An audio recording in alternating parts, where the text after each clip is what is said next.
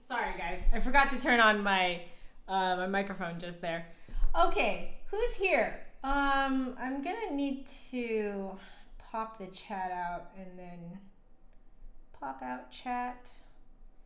And then I need to blow it up real big so I can see you guys' stuff. Okay, so who's here? Carlos. Carl. Blue Diamonds Forever. Amir, you waited an hour for this. My goodness. Israel, hello. Oriana. Magic Monkichi, hello. Claire, you're getting a new flute. Oh boy. Hey Alex. Hey Kane, Kitty Plays. Hey Harry. Hey Melanie, Michael. I'm seeing a lot of you guys from over on Twitch. This is great. And I'm actually going to be on Twitch right after this stream. So gonna do a practice session over there. Hey Will. All right, who else is here? Looks like you guys are suggesting things for me to sight read. Let's see. Ariana, hello. I don't think I said hello to you. Yet, so this is my hello. Ooh, you're setting up your Garmin. Is that your new like fitness watch? Ooh. So I've had my fit. Whoa, excuse me, guys. Wow. Yeah, allergies. But anyway, I've had my Fitbit for a while and it works pretty darn well, but I would say that sometimes it goes a little buggy and sometimes the screen won't come on for a while. Sometimes you have to reset it. But I you know, as is the case with any kind of thing, right? Lovely. Let's see. Okay, I think I've like pretty much caught up. Hey Jeff. Let's see. Andretti, hello. Hey Jaden, Emily, David, Yadil, lovely. Let's see. Mina, hello. Chance of Rain, Paul. Woo, the chat is just going. Hello from New Zealand. Oh my goodness. I've always wanted to visit New Zealand. Looks gorgeous from what I can see. But I am aware that there's probably a lot of like probably very touristy areas there, right? But I've always wanted to visit New Zealand. Let's see. Garmin Venue. Ooh, fancy schmancy. I do like it.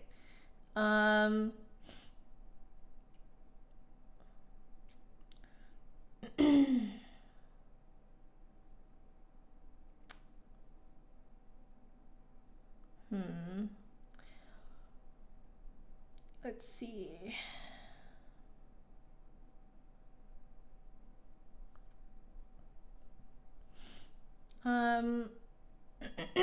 Hey Juana.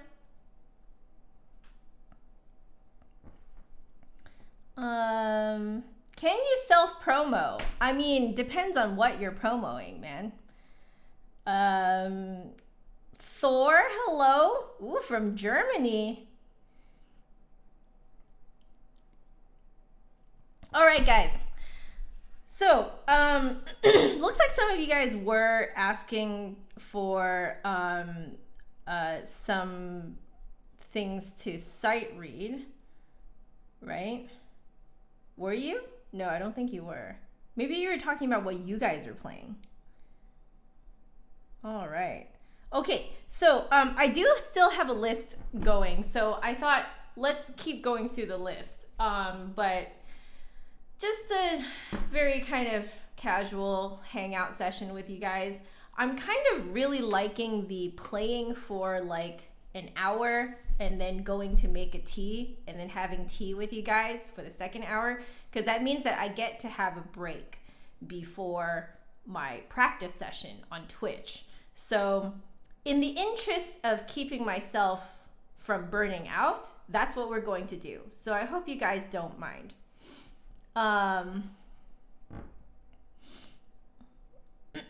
Okay.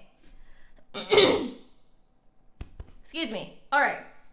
Oh my gosh. I've had a little bit more phlegm lately just because of, I think it's just allergies, you know, pollen flying around and stuff like that. So, all right, let's look at my OneNote to see what we're doing. Oh, someone wanted me to do Dragon Trainer Tristana. I did want to like figure out some of that type of music too today, but and I forgot that it was on my sight reading list. So this totally, it won't be sight reading. That will be more like dictation, like ear dictation, if that makes sense. Sure, Michael, tell us what your YouTube channel is. So looks like we're still maybe sight reading through Kohler Opus 66. I have that unchecked because I think I did maybe like 6 or 7 of them. I think there's like 25 in total. And then there's Drouet number 1 in C major. But then I couldn't really figure out which Drouet it was.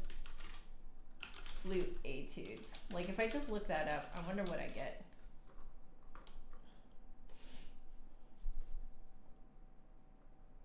So there's the 72 studies. Oh, right. I did read through some of it.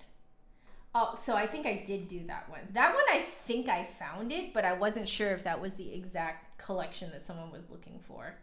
But okay. Let's do some more Kohler.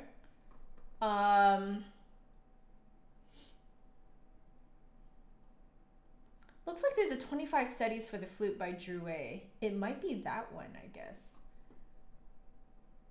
Not sure.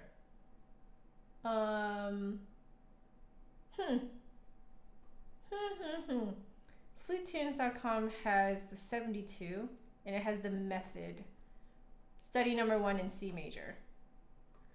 Yeah, so I'm not sure which collection that someone was asking for. I'm guessing it's the method for the flute. Okay, well anyway, guys. I'm gonna go back to the Kohler, I think. Opus 66. So, romantic etudes. Lovely. So, this is 25 romantic etudes. Where were we? I feel like I did number 7. Did I 7 and 8? Can't remember. Yeah, I definitely did number 7. So, did I do? I feel like I did 8. Yeah, I think I did. That looks. Well, whatever. Let's start with 8. I'm gonna take a look at 9 too, and see what I make of that one. Yeah, I definitely have not done 9 yet. So let's start with 8. Cool. You like the outfit. Thank you. I got this on my honeymoon last year. You can see where we went. Yes. I was doing this up until you can't travel anymore, but I started a thing, I think it was around this time last year, where I felt that if I was going to get a souvenir from somewhere, that I would rather get something that I can wear, get something that I can use, and not something that will just like take up space. So now when I wear this, it brings back nice memories, you know, and it's like constantly on me all day long, reminding me of our honeymoon, you know. Awesome, Michael. Everyone go check out Michael's YouTube channel. Can I put the music on the screen? I mean, I could, but you guys can look it up too.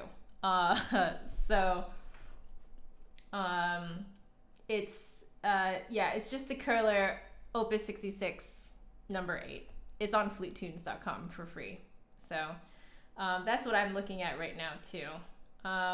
So let's do this, shall we? All right, here we go. I need to do a little bit of a warm-up because I haven't played this particular combination today yet.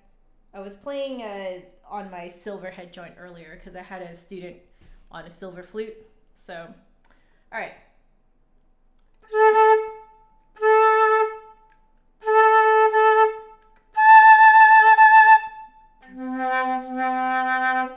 All right, let's push this over here.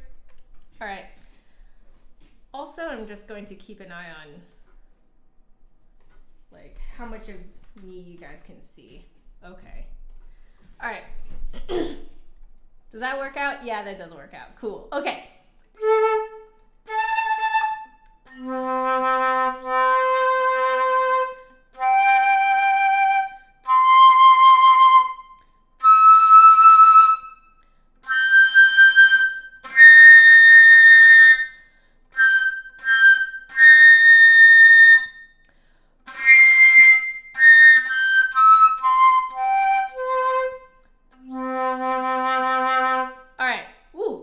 Pretty good today. Not bad.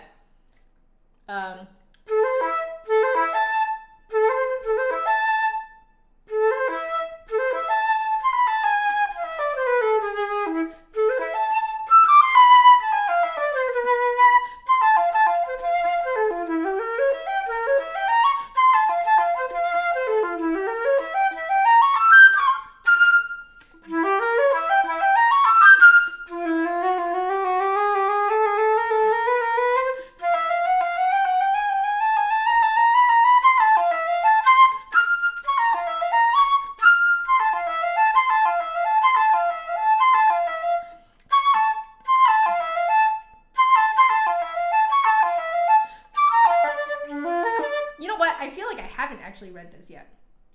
Have I not actually read this yet?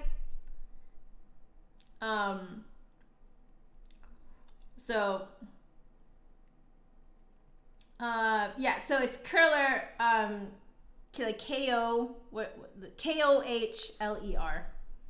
Yeah. Okay, so yeah, I feel like I haven't read this yet.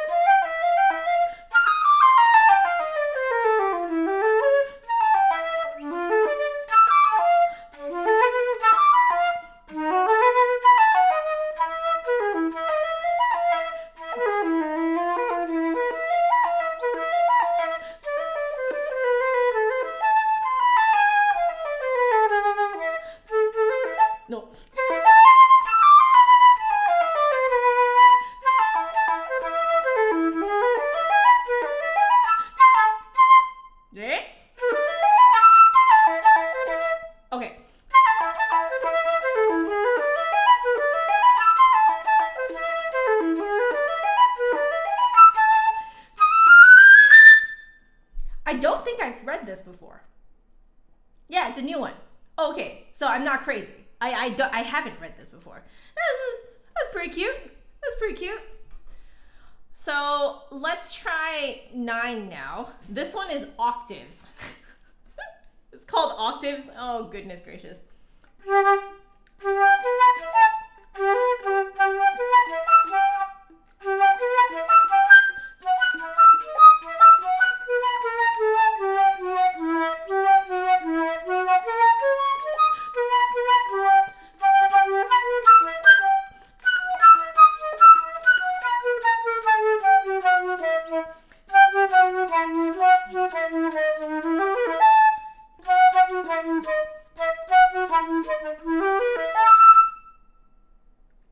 Okay. I need to check what tempo you're supposed to go at. It's supposed to go at like 8th note equals 144. I'm just gonna check that real quick. Oh, Not 3 clicks per beat. No. Dia, dia, dia, dia. Okay, so I wasn't too far off.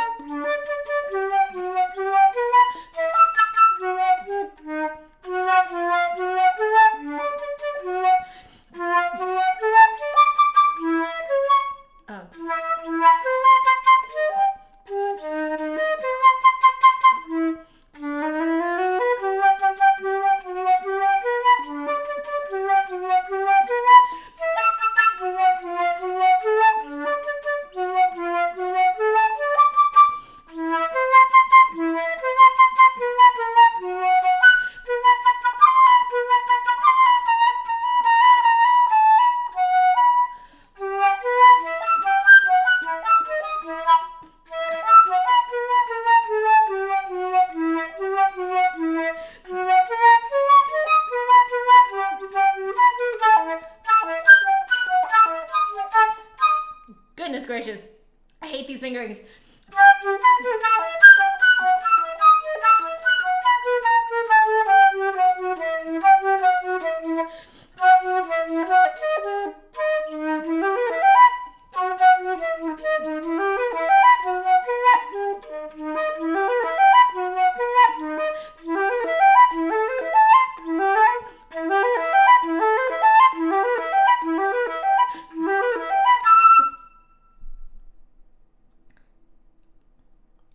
This flute is a C foot. Yes, it is.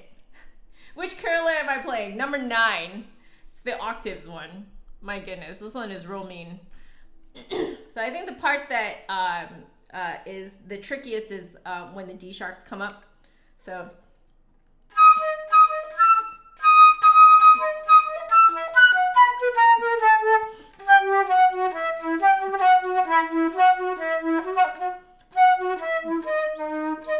Yeah, like right there, those D sharps are like, meh. So.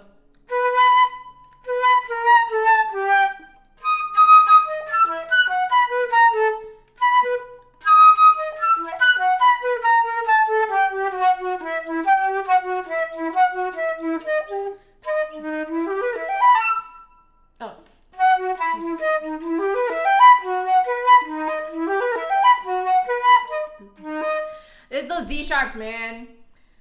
Oh my gosh, it's those D sharps.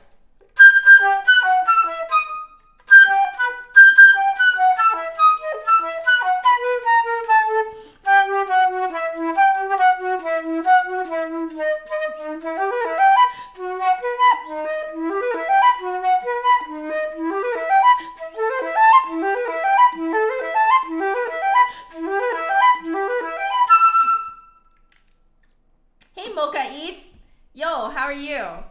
I feel like I haven't seen you in a while. Okay, that's octaves for you. My goodness.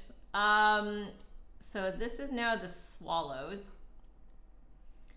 So this one goes at quarter note equals 96. So this one's number 10.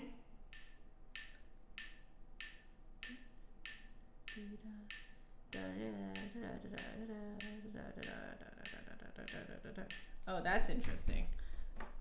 Okay.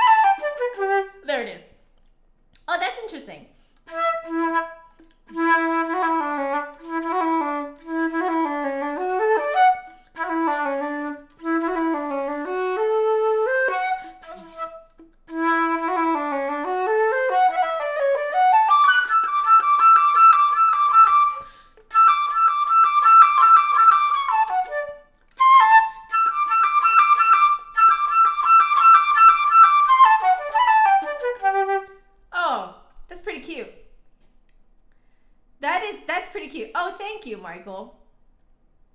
Other Michael, I'm playing Kohler Opus 66, number 10.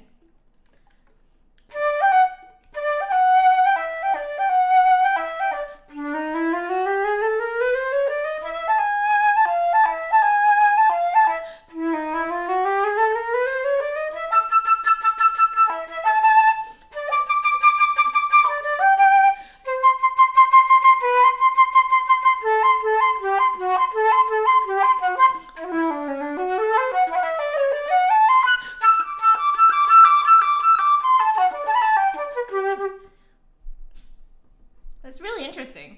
It's like very very birdy, which is why it's called the Swallows. But it's like it's cute and it's surprisingly like the difficulty is more that it presents like I don't know, like I guess like a slightly different melody than you expect it to be. So that kind of like takes you by surprise. Anyway, so this one is the whole bar is at 63.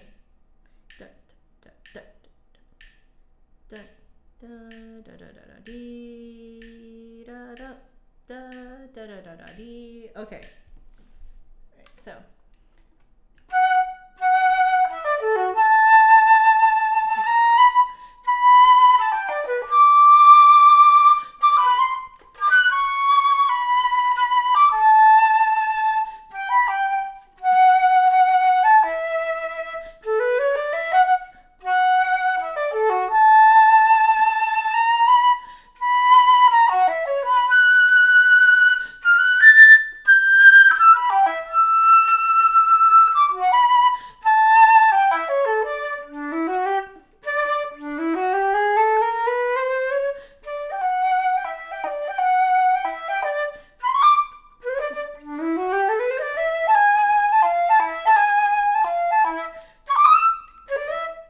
no, so C naturals. Whoops.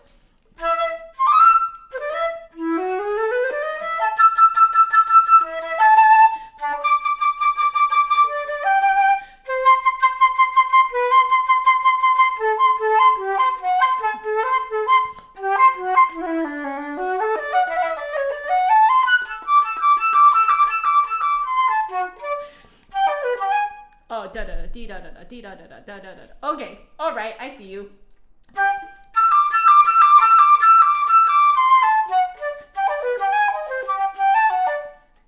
Okay.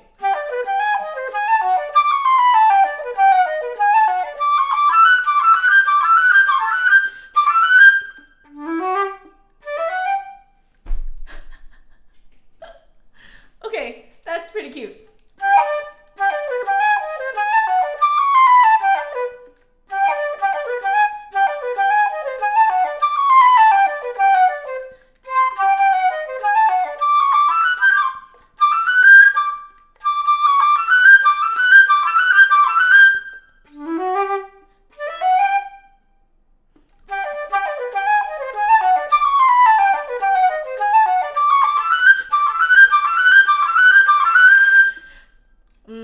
I'm counting at the R.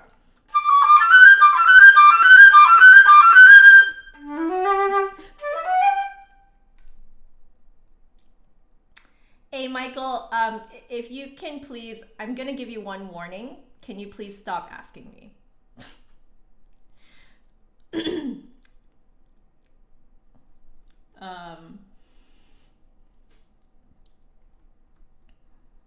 All right. Let's see. Yeah, Addams Family, right? It's very Addams Family here. Okay.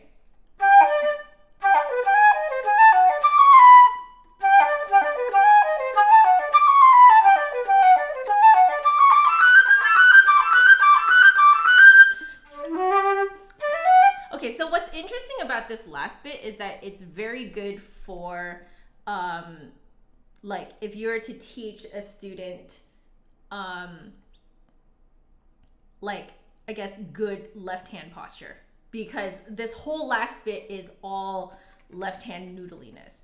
I'm not confident that I would have been able to do it if not for Paul teaching me like a week and a half ago, or 2 weeks ago now, I guess. You know, like the new way of holding,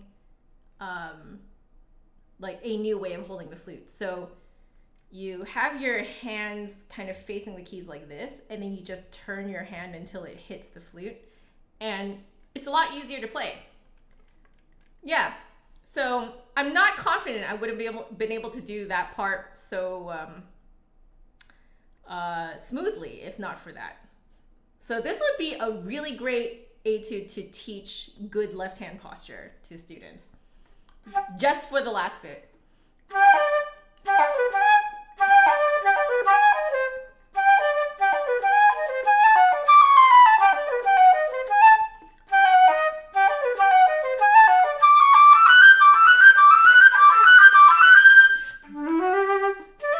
Yeah, because there's a lot of like this action too. That's really, this is good teaching material right here.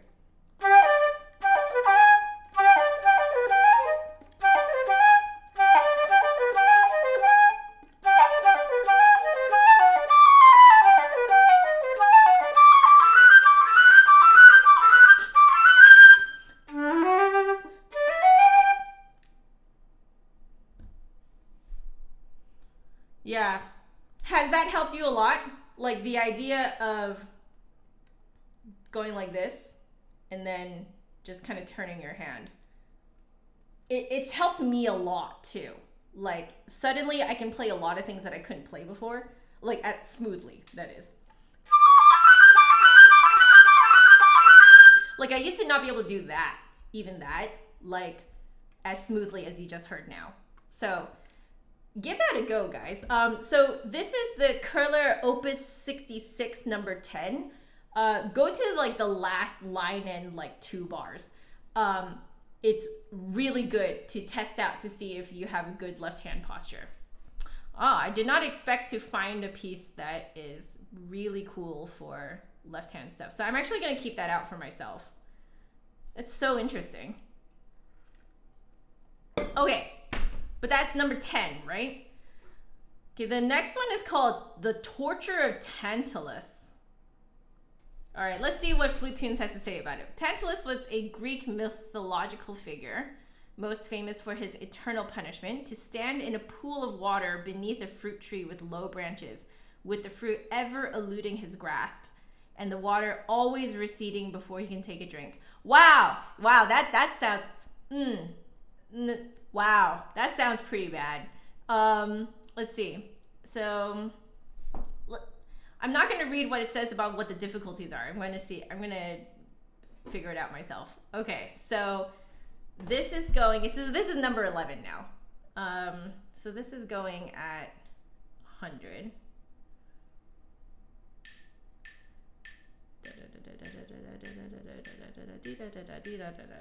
Okay, not bad, but we'll see what we make of it. Looks like we're in D minor. Okay.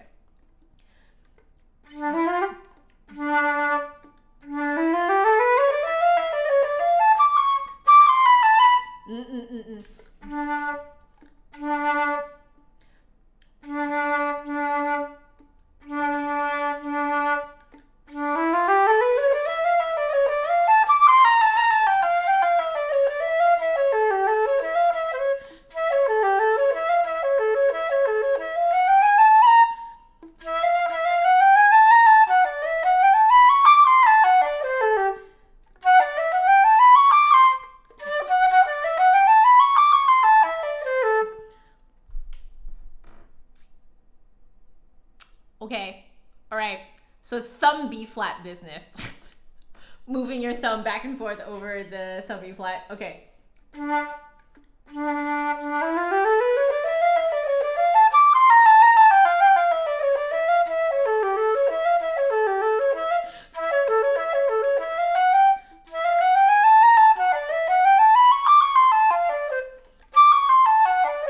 No, it is.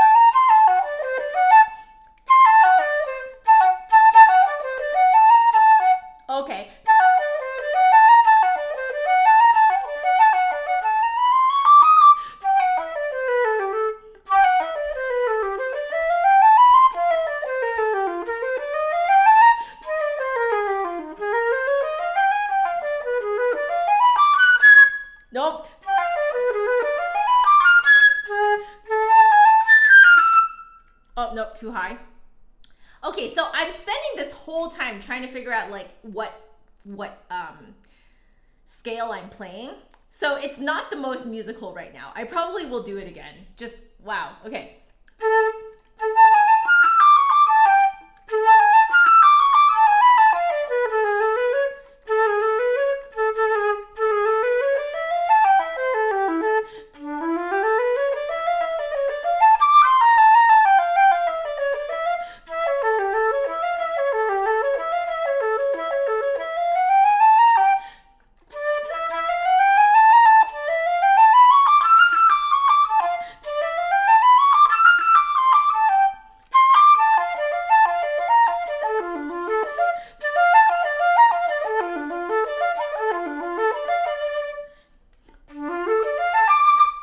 Okay, wow, that goes through a lot. Hey, no worries, Michael. I just wanted you to take that one warning, so that's fine. There's not enough time in the day. Yeah, man, I agree. Okay, so let me do this again, guys, because I feel like I need to do this a little bit more musically, because that was really just me playing scales. So, oh man, okay.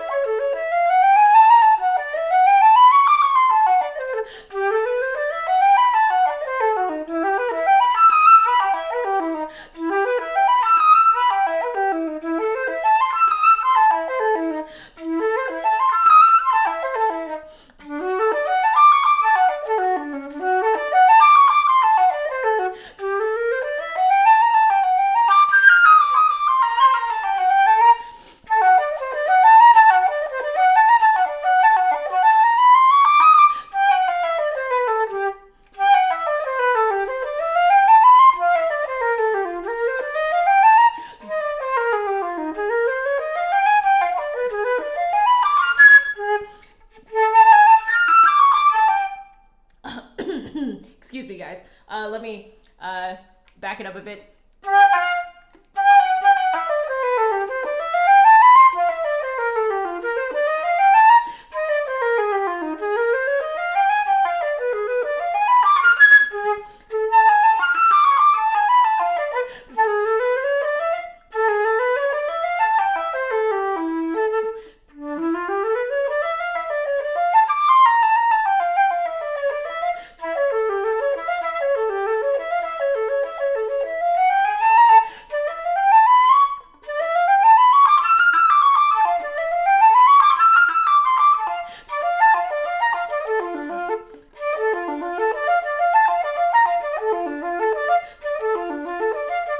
Don't breathe there, guys.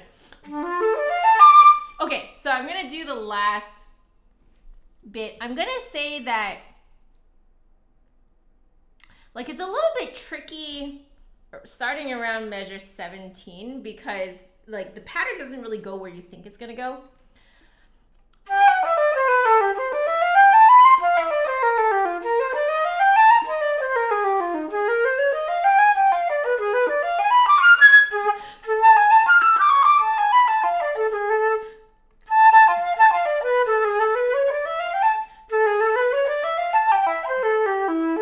Yeah, it doesn't quite go where you think it's gonna go. So, one more time.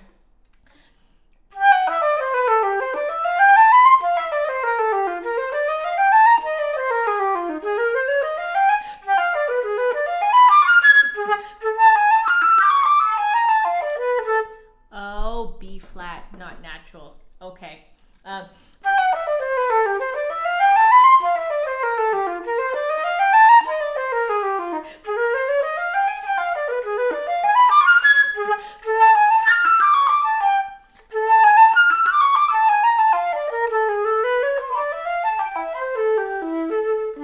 And how interesting that I say that the pattern keeps not going where you think it's gonna go, which is pretty much exactly describing what this specific torture is. The specific torture is that you keep grabbing at something and not getting it.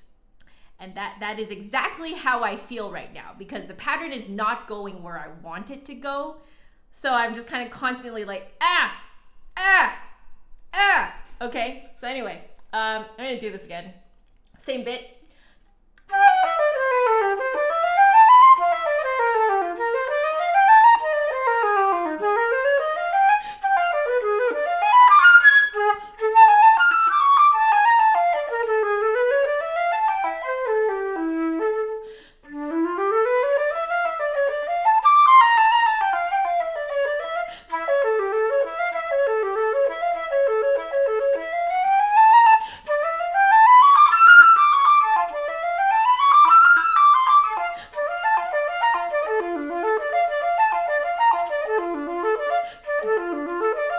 I keep breathing there, and I really should not. Okay, I'm going back.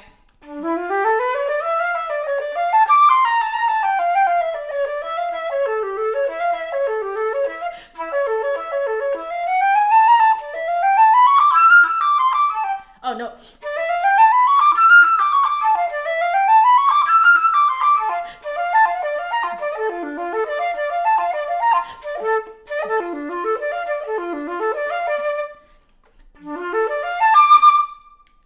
All right, we're calling that good. When do I get my flute back? I don't know, actually. So things are just a little bit slow with COVID and all that stuff. So I'm just being patient. It's okay. The most important thing to remember, guys, is that, you know, when your flute is in the hands of your, you know, repair person, they're in safe hands. If anything, they are in safer hands than in your hands, to be completely honest. So I'm not worried about my flute whatsoever. So, you know, just being patient.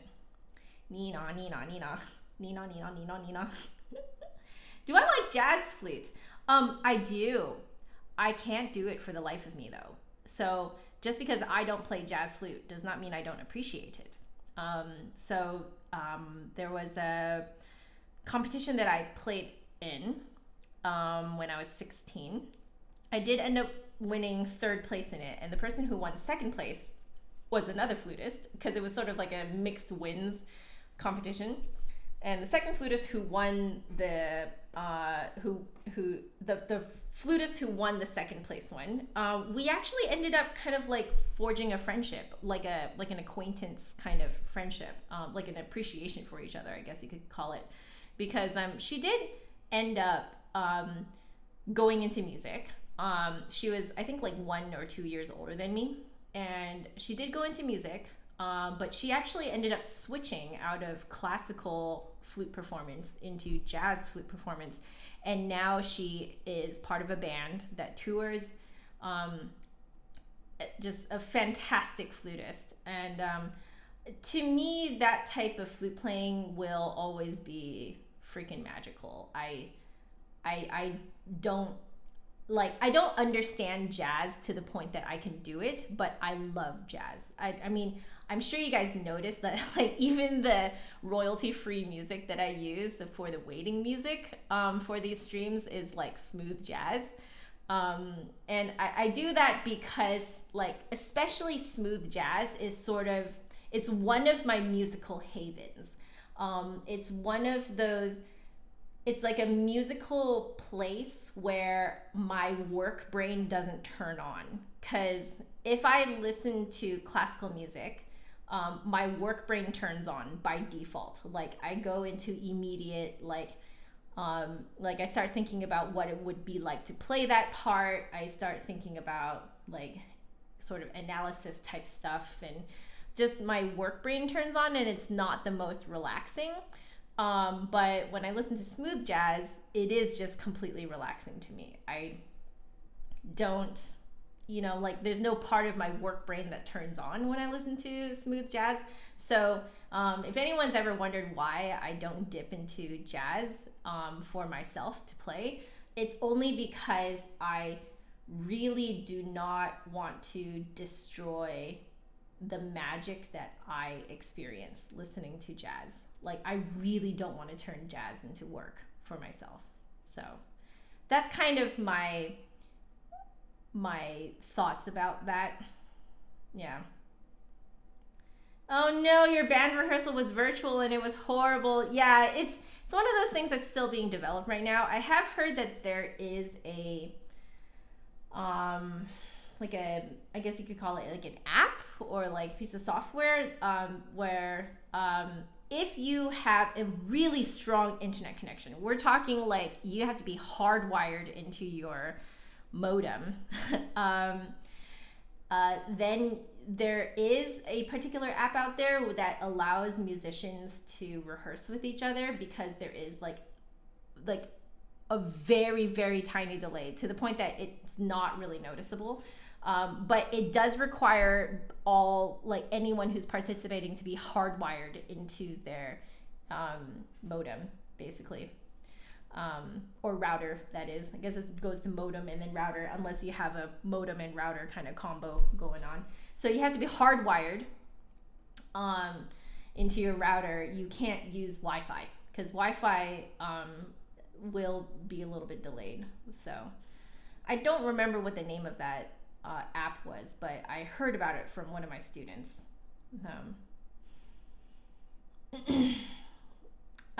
Detect TM, everything got canceled for you too? Same here, man.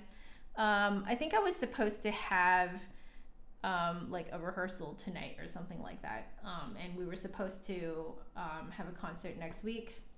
Yeah, that's been canceled. So, yeah. Vocaloid? Is that the name of it? Because the Vocaloid that I know are like Hatsune Miku.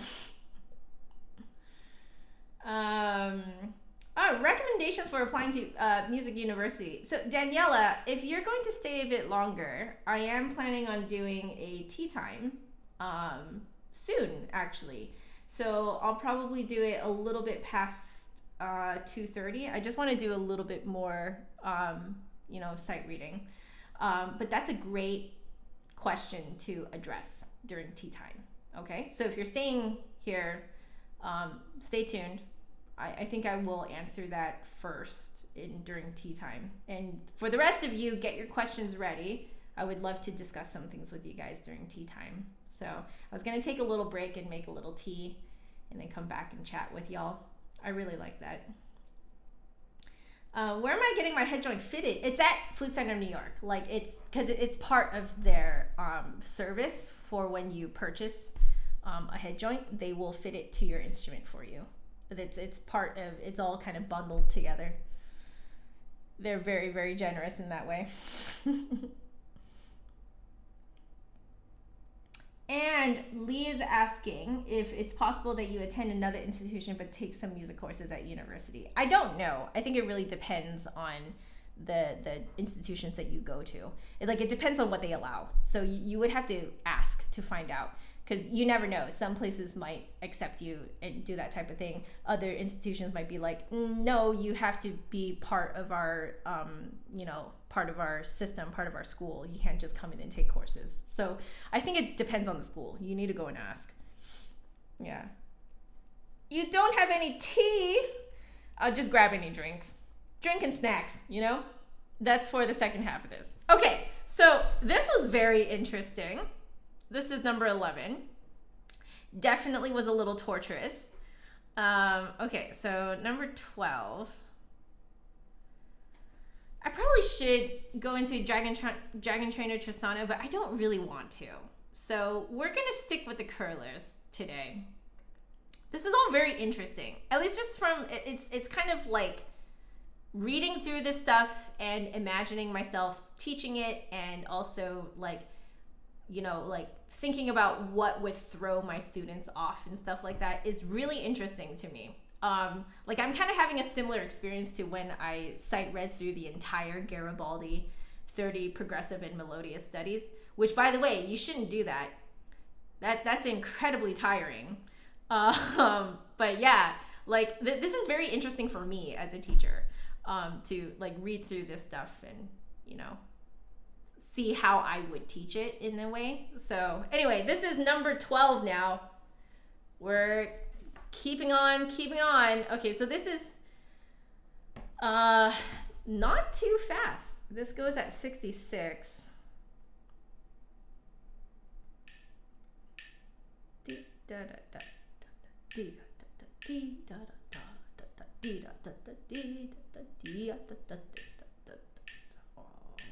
Okay, so this is, yeah, definitely not too fast. More of a dance than anything. Okay, and it says hand in hand, so yeah. Okay.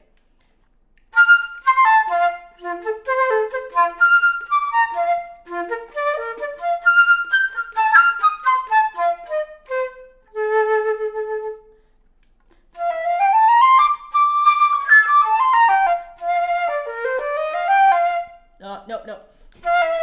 So, a tempo con allegrezza. I guess you don't go too much faster. No.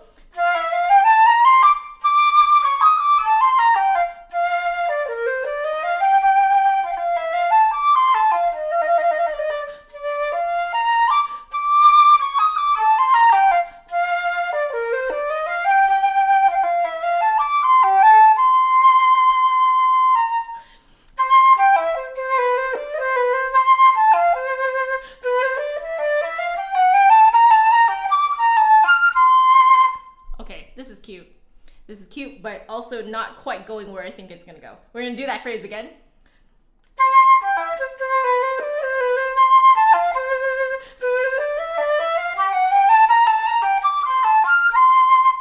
No, I still don't like how I'm doing that musically.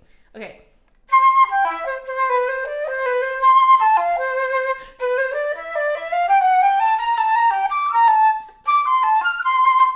Da da da da dee da da da da. Okay.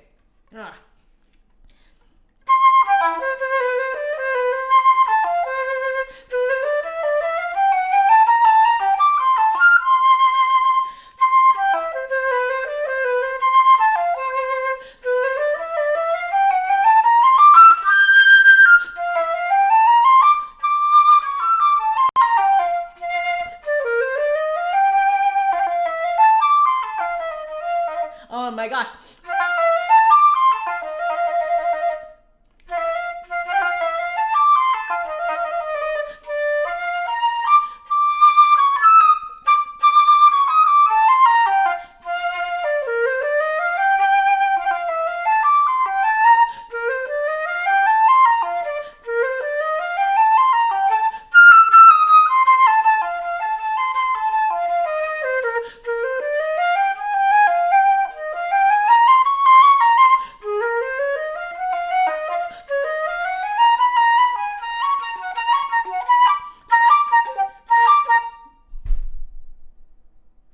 Okay.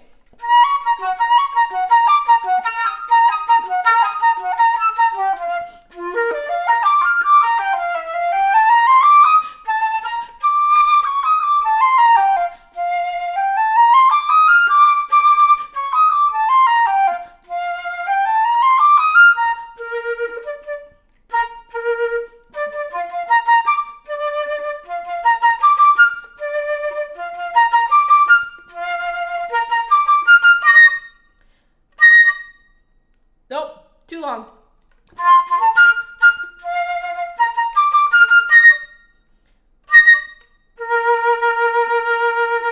Okay, this also goes in like slightly different directions than you think it should go. I want to play it again, just for, just to kind of fulfill the part of me that wants to make it a little bit more musical. So, okay.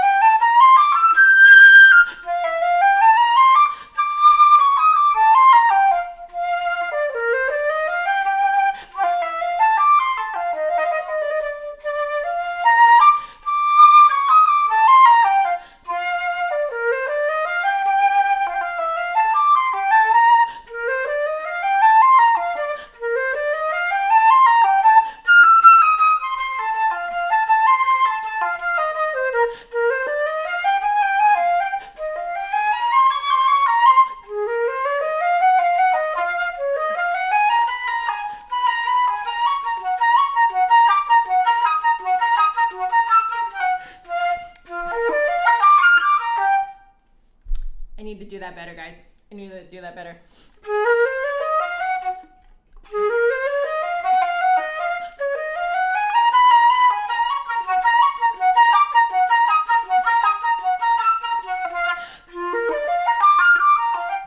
I put in a writ there, but it doesn't say so.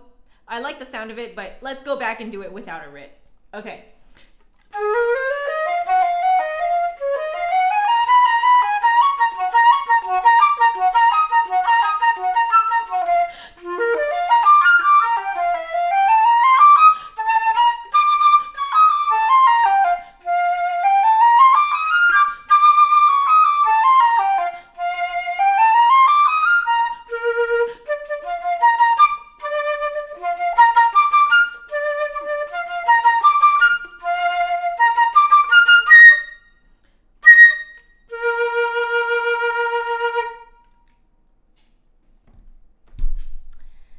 Yeah. Not bad.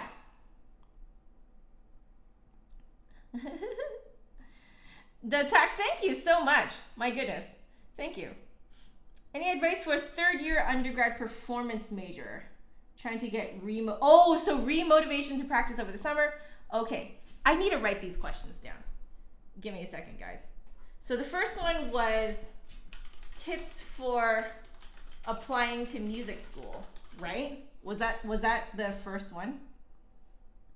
I'm going to have to get the pads replaced. Is that Kea Chow are cool?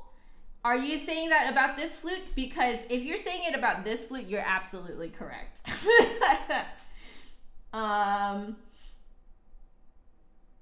Or is it about your Michael's flute? Student flute fell in the water. Yeah, you might need to get the pads replaced. I also need to get my pads replaced. All right, just scrolling up to see. I think it's further down.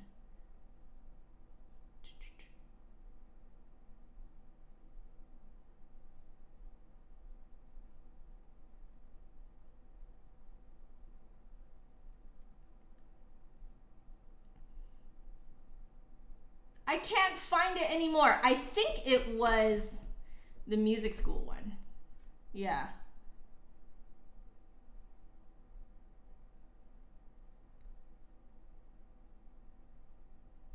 Okay, so let me write this one down. So tips for applying to music school and then practicing during summer break. In music in third year. Or you're going to third year, is that right? Are you going to third year? Yeah. Okay. So you're a performance major. Yo, I feel you, man. I feel you. I will share my experience.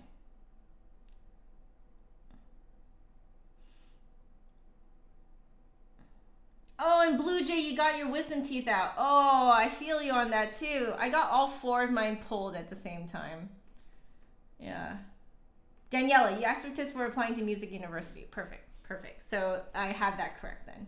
Going to third year. Okay, great. So I have those two. We have music school type questions for today. I do like that. Excellent. Okay, lovely. Well, I'm gonna keep going with this. This is very interesting, I have to say. So this one's Hand in Hand, which was number 12. Farewell, which is number 13. I feel I feel like I've at the very least taught this one before. I think I've taught this one before. So I am totally cheating this sight reading in particular.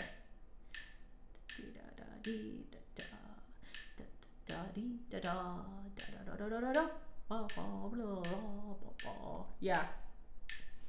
I think I've taught this before. Then therefore I had to read a bit of it. Okay.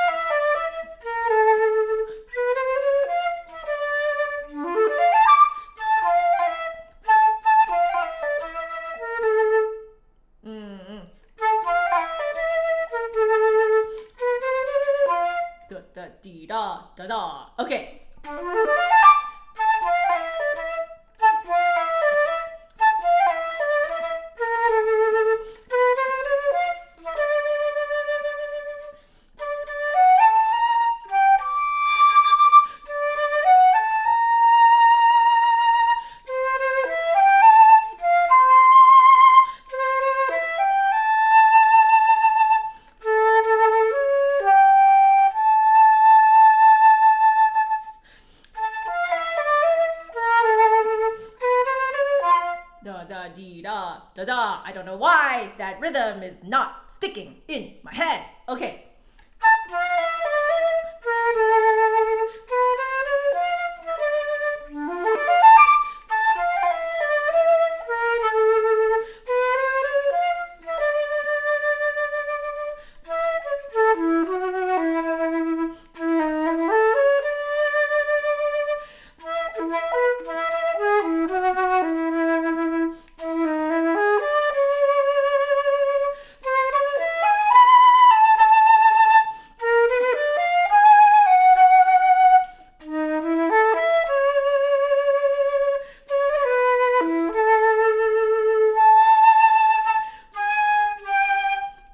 Okay, I need to check how fast this is supposed to go.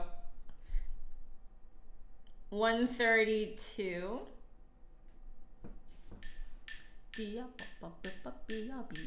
Okay, so it's not that bad. So,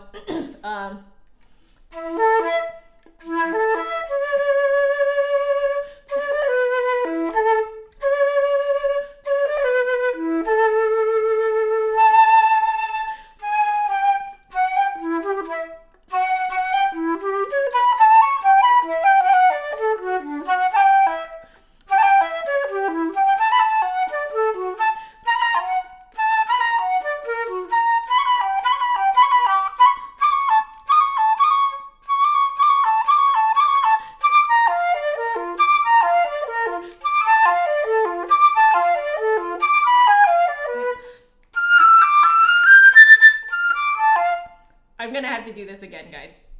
My goodness.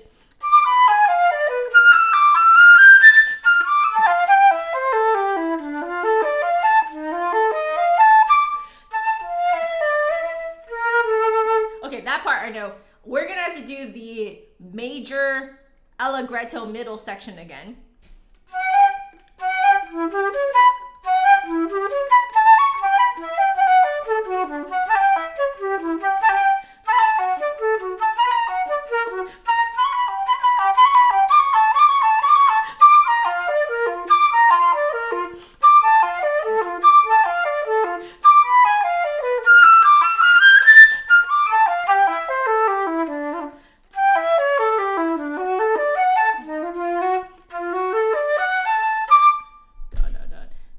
So no writ at the end.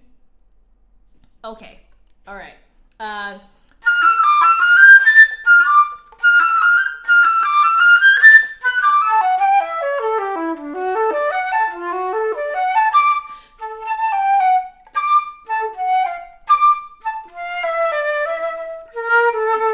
Okay, I'm gonna have to figure out that like meter change too. So.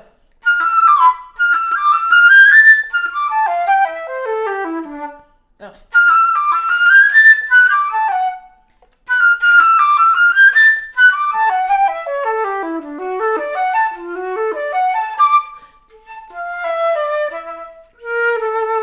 Okay, I think that works. We're gonna have to go back and do this all again.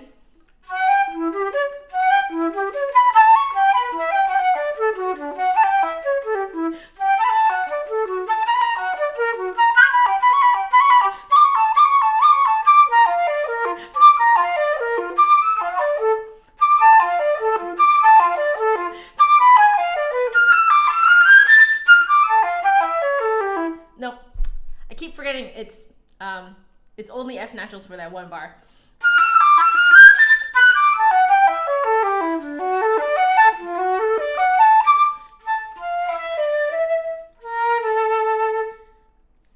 All right. Woo. Okay.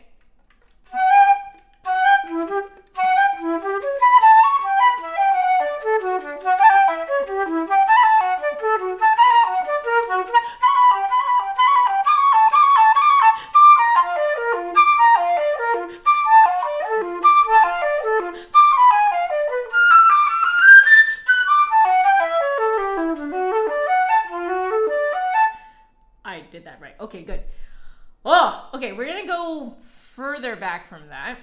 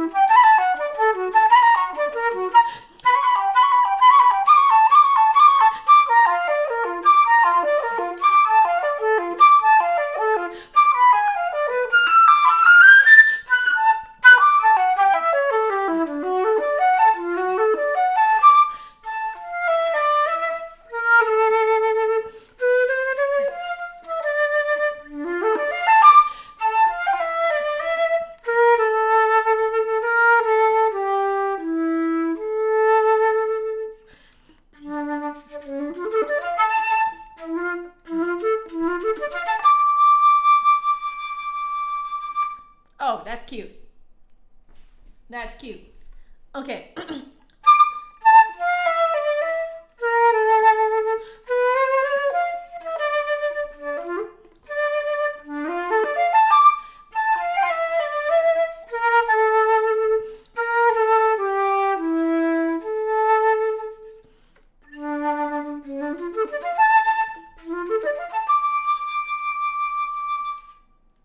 All right. Cute. I like it. I like it. Okay. Definitely I still didn't like perfect it at the end there, but like I have a much better idea of what's going on.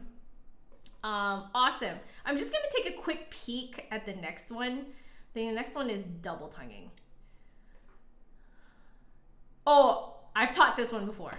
I've totally taught this one before. Okay. So, maybe we'll start with that one next time, double tonguing. So we're gonna start, I'll write this down too. So we're gonna start from number 14. So this is kind of turning into like a Kohler series.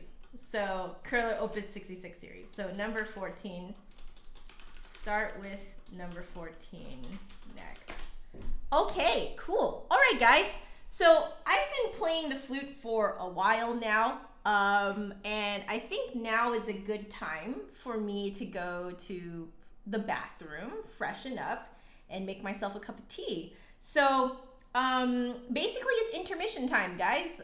If you guys want to stick around to just chat with me for the next hour, please stay. I would love to chat with you guys.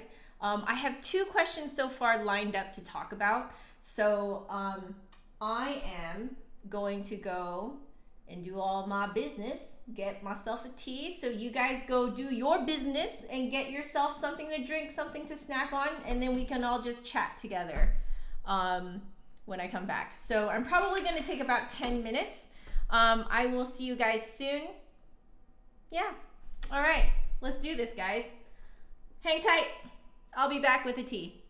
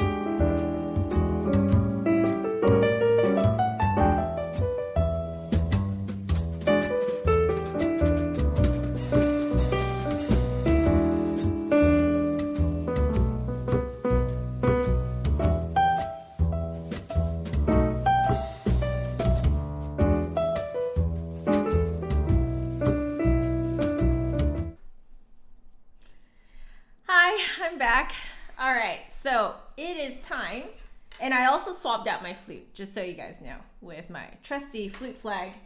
I didn't use the helix just because I'm used to using the flute flag, so whatever. So I am back now with my tea, and I wanted to answer these two questions that two of you guys had for me in the first half of the stream. And now is the perfect time to chat because I need to take a break before I do my practice session over on Twitch.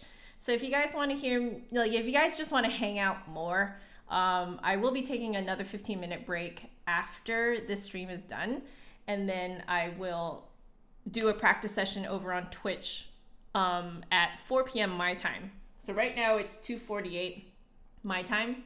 So yeah, it's just basically just over an hour. I'll be over on Twitch, and I am doing the Iber second movement, memorizing the second page. Yesterday, I basically completed memorizing all of the second movement, but chances are I probably have forgotten some of the last line. Like even now, just thinking about it, I've definitely forgotten it. So I'm probably gonna have to re-memorize that. But yeah, that's the plan. If you guys want to hang out more, I'm over on Twitch. So, okay, get your questions in. But while you get your questions in, flute related, please. Flute or music, because I know not all of you guys play the flute. So music related. All right, first question is tips for applying to music school. So I'm assuming that you're probably in high school. Is that right? Right now. So I will tell you what you should do, and then I will tell you what I did, which is not what you should do. This is why I have a video called How Not to Apply for Music School, because I really did not do it the correct way. And both times I applied to music school, so for my bachelor's and for my master's, I did them both very not the right way. So, okay, let's first talk about what you should do. So you should practice. That's the first thing. You need to practice in such a way that it's like a workout routine. And basically you picking up your instrument to practice is just kind of part of you, if that makes sense. If you go into music school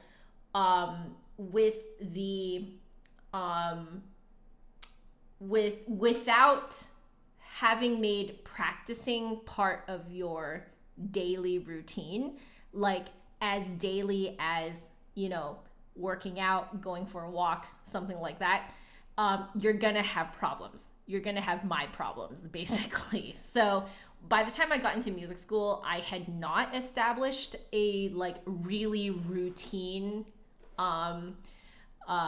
feeling kind of practice sessions. I didn't at all. And so every time I did go and practice, it always kind of felt like an extra thing I had to do. Ideally, you don't want your practice sessions to feel like an extra thing you have to do that day. It should feel as routine as a morning routine where, you're just kind of, a lot of it is kind of going through the motions, but then you are also you know what your goals are, the method that you need to get there, and then you kind of do it like a workout routine. So yeah, I didn't have that. And so by the time I got into music school, I had really poor practicing habits. I can confidently say that now I have much better practicing habits, and it's due to the fact that I live stream over on Twitch. So Thor is also asking for tips for audition repertoire and memorizing for competitions, which I think kind of goes along with tips for applying to music school. So the other thing about applying to music school is that not only do you want to go to a good music school, you want to go to a music school that actually fits your personality. So I also did not do this. I decided that I was going to go to the University of British Columbia because I thought the campus was pretty. The other thing was that I just kind of wanted to follow my brother. This part I never said out loud to you guys, but I just wanted to follow my brother. My brother is 3 years older than me, and he went to the University of British Columbia as well.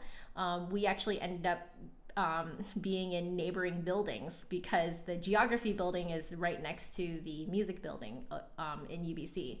So I have a lot of really great memories of us driving to school together, and we had so many wonderful sibling talks in the car. And then if we ever had some time, like a break at school, we would go grab a coffee.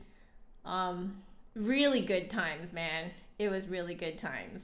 And but yeah, it was mostly because like I've always admired my brother. I've always wanted to be just like my brother. And yeah, I idolized him when I was younger, definitely. I would say we're more like equal level friends now, but especially at that point, I definitely idolized him. And so I just wanted to go to UBC because my brother was there. And, I didn't really care about, how the music school felt or anything like that. To me, that was a non-issue, but it should have been an issue. Not saying that it did not fit me. I made some of my best friends there. So I was lucky is what I'm saying. I was lucky that I fit in well.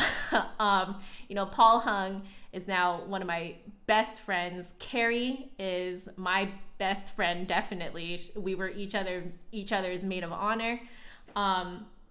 And the wind quintet that I keep talking about was formed in that school as well.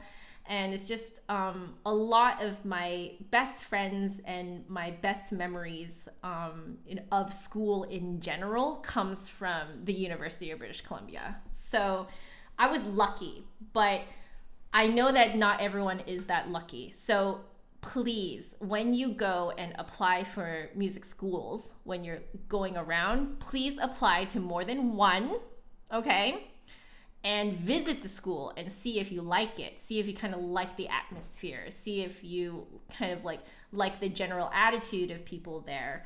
And part of visiting the school will be to see if you can talk to the professor there. So even if you're not going to end up having a lesson with the professor, see if you can talk to them. At the very least, if you're going to talk to them, buy them coffee or something, or tea or whatever it is they prefer, because time is precious. And especially if you can offer in some way, shape, or form to essentially pay for their time, you will get their attention. You'll probably get their attention faster, and they'll be more willing to talk to you because when you're in that position as a professor, you can get basically a lot of people clamoring for your attention, and sometimes it feels kind of weirdly disrespectful, like it kind of feels like people are just sort of demanding your time without respecting the fact that if you take time out to talk to them for an hour or two, that really truly is eating into your pay. So if you want to have a lesson with different teachers, please offer to pay for their time. And if you would rather not have a lesson with them, but you would rather meet up with them to have coffee, just tell them that coffee is on you, or something like that. So that's the other thing I did not do. And part of the reason why I didn't do that was because I was already studying with the teacher that is the professor at one of the professors that is at the University of British Columbia. So there was no thought in my head to, consider, how different my flute lessons were going to be when I was in music school. So that was a rude awakening for me too, was I didn't realize how hardcore you get when you get into music school. So it really is very important to talk to the professors, and I wish I talked to my flute teacher more about what to realistically expect from being in music school, and the how much I would have to practice, how much material I would have to get through. I really regret not talking to my teacher about that. Because if we just had like a really just, face-to-face, sit-down conversation, just talking about the realistic expectations of music school, I think it would have been so much better. Like if I had just taken her out for coffee or something, you know what I mean? Like I really wish I did that. I really wish I just paid for a lesson hour to just talk about what to realistically expect, and then that way I'm not eating up her time. I'm still paying her, and she's still, earning what is due to her for her time. But yeah, so yeah, that's kind of like definitely one of the things that I highly recommend to you guys is please go to the schools that you are looking into applying for. Please talk to the professors that might end up teaching you, and just set up realistic expectations for yourself.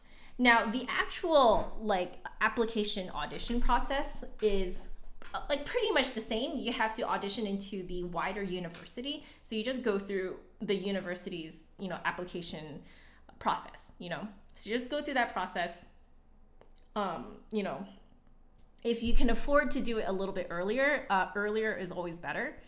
And then the actual audition process, you want to make sure that, number one, your rhythm is on point. So your sense of the beat, sense of the rhythm must be on point, because the first thing that people look for in auditions, and this includes competitions as well, is if you are holding a consistent tempo, beat, etc.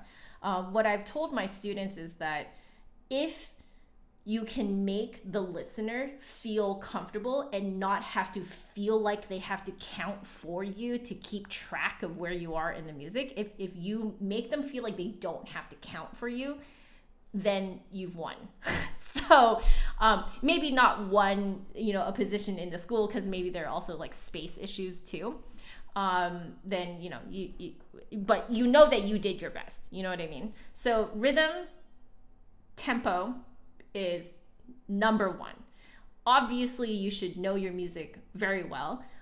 What I always tell students is if you are going to play something at an audition level, you need to have it memorized. You have to. Even if you're not going to recite it to them, you'd have to know it to the level that you have it memorized, which I did not do. Okay, I did not do that, which meant that when I went into these auditions, what happens in that situation is you end up really hyper self-aware of everything you're doing, and you start to question everything you're doing. And if you don't know your music up to the point where it is memorized, that hyper awareness will make you doubt everything you're doing, which then will just kind of spiral out of control, domino effect. It is, your audition becomes a hot mess. So that's what happened at my, I actually failed a master's level audition. And that's what happened there. So I failed a master's audition, and then the second audition that came around, it was a lot better because I, followed a lot of these things. So, it's, the actual audition, they'll give you the pieces that they want you to play, stuff like that. And then some schools will say like, hey, choose a piece in this era, or choose a piece that's contrasting from the other piece that we chose for you. And so, just do those things. But the most important thing is to know your music to the point that it is memorized. Like, you want to be able to put on a recording and be able to play with that recording. Like, that is the level of memorization that you need for these pieces. That's the level of like knowledge and familiarity with these pieces that you need to do it well at auditions. So those are my big tips for you for getting into music school. Someone asked about rep too. So I'm gonna put that in here for number 3, choosing repertoire. So choosing rep. Okay, so that's my answer to the first one. It's a whole lot of what I teach students to do now, and they have done it successfully, versus what I actually did when I was younger. And I can very confidently say, please don't do what I did, okay? Don't do what I did. It's not good for you. It just, all it does is it makes you very anxious. That's it, you know? So someone is also asking here, Chow are cool is asking about how to break up a practice session, which is fantastic. Goes with our second question here. So basically it's organizing your time, right? Organizing your practice time. Okay, so I believe it was Daniela who asked for the one of these. I forget. You asked for one of these. Oh yeah, the bronchitis. Do you guys remember the bronchitis? Yeah, maybe don't do an audition on bronchitis too. Make sure you're healthy. Oh, that actually is another thing that, okay, back to number one. The other thing, make sure you're healthy, okay? Please drink water, okay? Do some sort of daily exercise. Now, we're not saying that you need to go and get swole at the gym, okay? But some form of movement to keep your body working, okay? I know that when you're young, you're kind of invincible, but let me tell you, when you hit 30, okay, which is that is the legit age I am, even though the internet thinks I'm 3 years younger, okay? When you hit age 30, if you don't keep things going, they will stop, okay?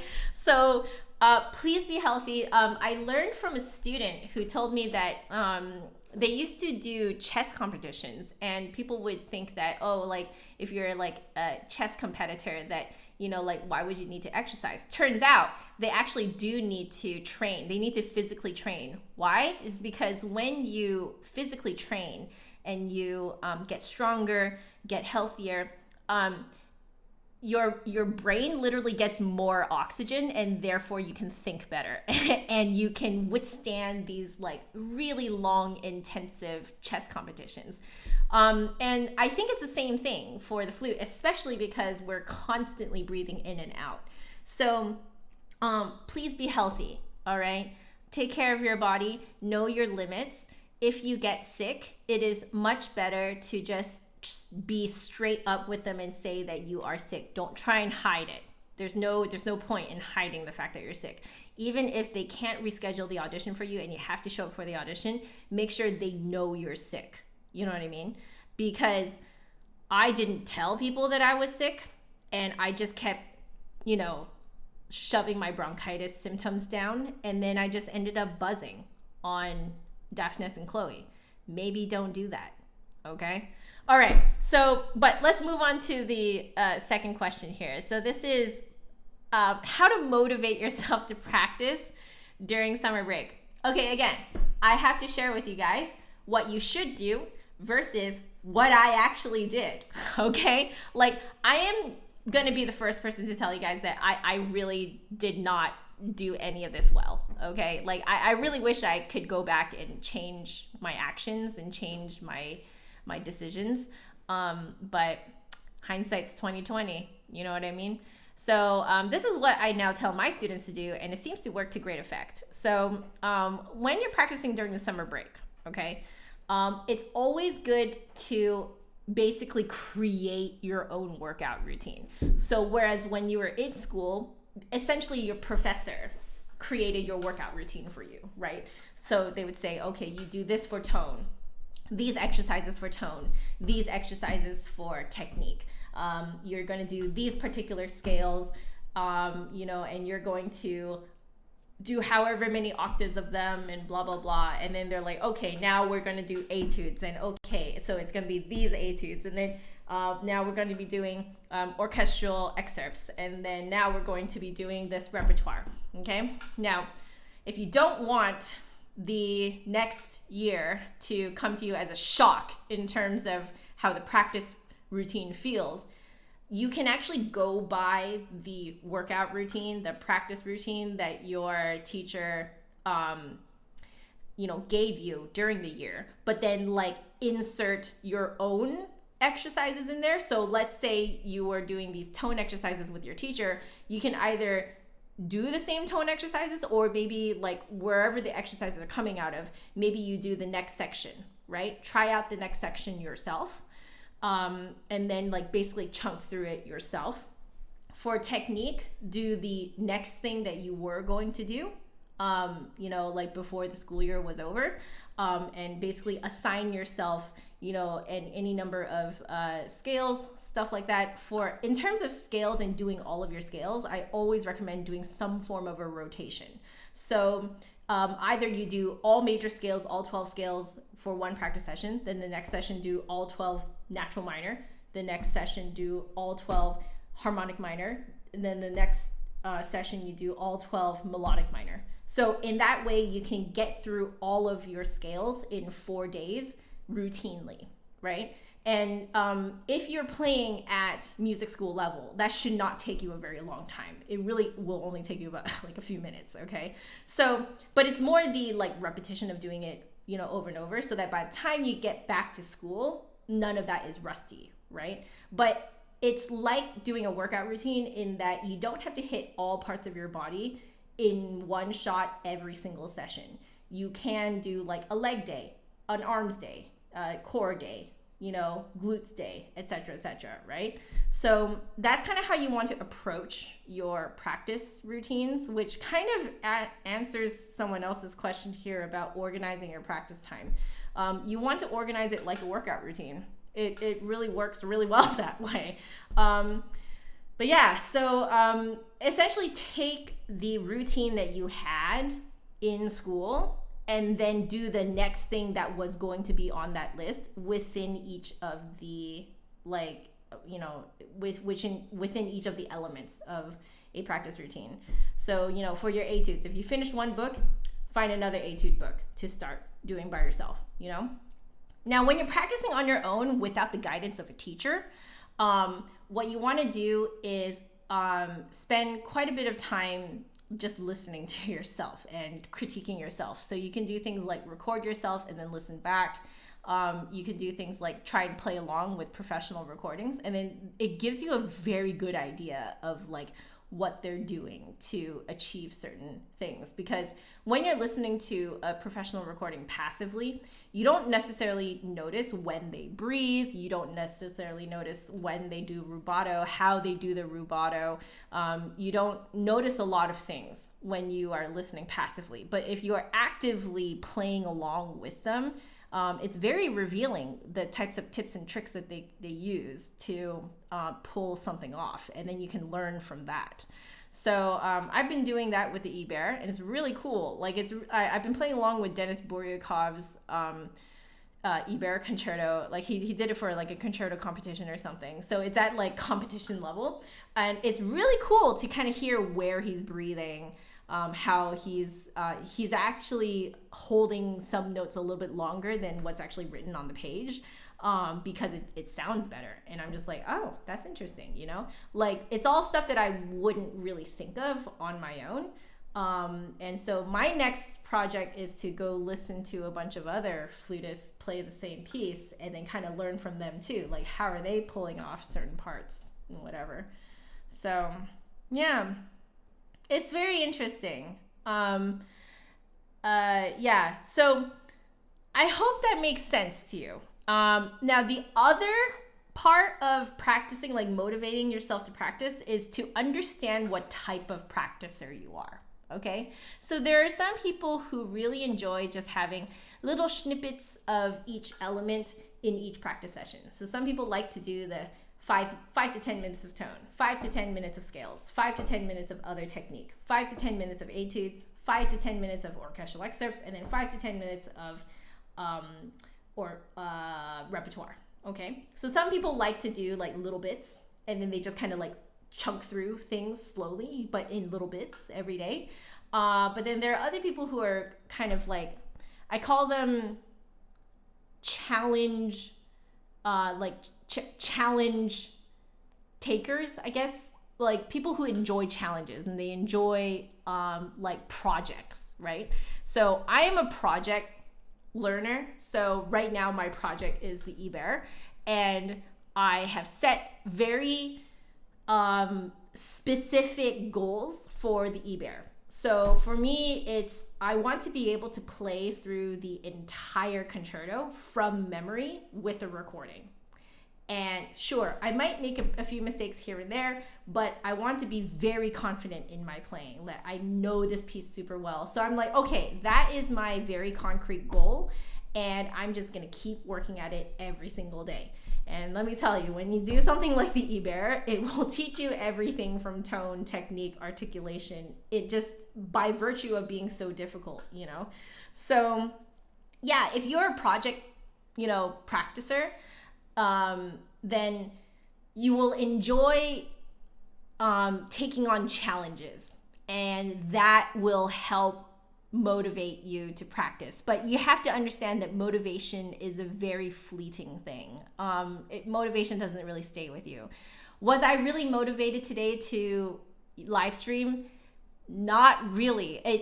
I don't know if you guys noticed, but it actually took me a little while to kind of get into the sight reading thing. Like, I didn't really want to live stream today, but I promised that I was going to be here, so I'm here, So accountability is another thing. If you have someone in your life who you can be accountable to, then that also just helps you get into the practice session, So for me, Twitch is my accountability partner to, like, my Twitch, audience is my accountability partner to remind me that, like, even if I don't really feel like practicing that day, at the very least I need to show up, right? It's kind of like just showing up for a class that you don't really want to go to, but the act of showing up, you might learn something that you would not have otherwise if you didn't show up, right? Maybe you might end up liking it a little bit more than you thought you would, but the actual act of getting yourself there, it requires more than just motivation. The other thing that people talk about is discipline, to be disciplined enough to show up for your practice sessions. But I feel like there's another side to that coin, which is that you have to do something that puts you in that creative mood, So for me, it's having like an hour to myself in the morning, just, waking up, resting my brain, surfing the internet, kind of visualizing how my day is going to go. If I don't have that 1 hour to just visualize the day, stuff like that, oh man, all throughout the day, I just feel like I'm constantly catching up, and, you're not really creative, and you don't really want to do anything. So, you don't get much work done in your practice sessions. So do something, every day that puts you in a creative mood, preferably in the morning or whenever it is you wake up, so that all day long you're in that creative mood. That it really helps with staying disciplined, because I think that is more the issue here, is staying disciplined enough to practice every day. So ironically, I find that it's when you do something else that puts you in that creative mood, it's easier to stay disciplined. So that's kind of my just sharing from my experience. I definitely feel that works. But yeah, motivation it's a very fleeting thing. Motivation will come and go, and I feel that motivation is more emotion based more than anything. But showing up for your practice sessions requires more than just feeling like it. You know what I mean? Because if we all only showed up to work out when we felt like it, all of us would be potatoes. You know what I mean? So, yeah. My recommendation to exercise was new to you, Daniela. Here's the thing, Daniela. I often feel weird recommending exercise, because I almost feel that exercise is one of those weird things that you just don't recommend to people unless you're a doctor. And so it feels weird to me to recommend it, but I've had way too many good things come out of it flute related and music related for me to pass up talking about it, you know. I think that we as musicians tend to devalue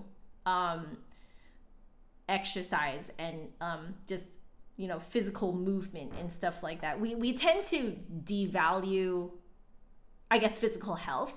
Not that everyone does it. I'm generalizing here, but I definitely feel that there's a huge attitude towards kind of almost scoffing at the idea of exercising regularly. You don't really hear a lot of people talking about exercising regularly, at least in the music world, until you talk to people who are like in their 30s at the very least. So, but I mean, I discovered it, I guess in my mid 20s. So, yeah.